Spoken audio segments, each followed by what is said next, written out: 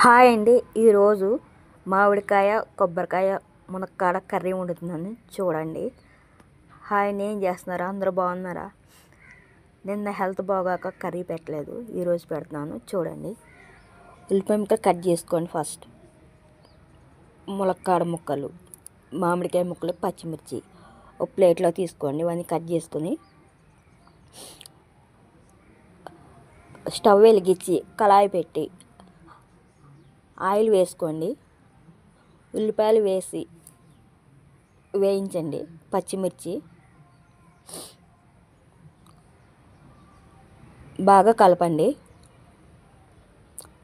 పచ్చిమిర్చి ఉల్లిపాయ ముక్కలు బాగా వేగనివ్వండి. కొద్దిగా సాల్ట్ వేయండి. అందులో ఉల్లిపాయ తొందరగా మగ్గుతుంది. కొద్దిగా కరివేపాకు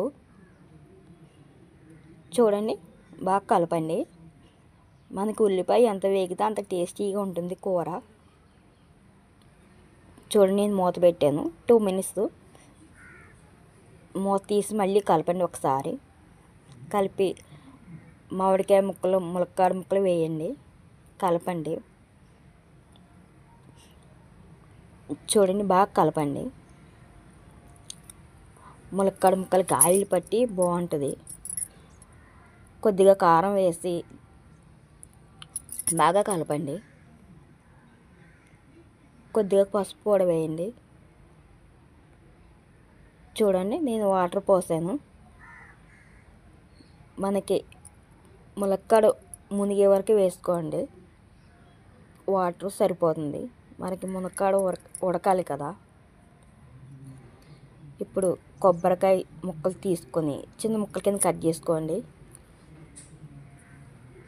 కట్ చేసుకుని చూడండి, నేను ప్లేట్లో తీసుకున్నాను. మీరు అలా తీసుకొని మిక్సీలో వేసి మిక్సీ పట్టండి.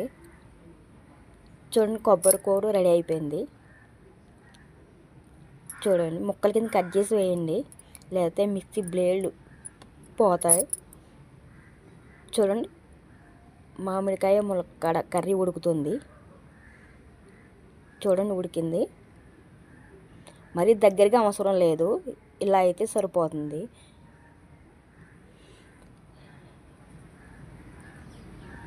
చూడండి, కొద్దిగా దగ్గర అయింది, చాలు. ఇప్పుడు మనం ముందుగా కూర పెట్టుకున్న కొబ్బరి పొడి కొద్దిగా వేయండి, సరిపోతుంది.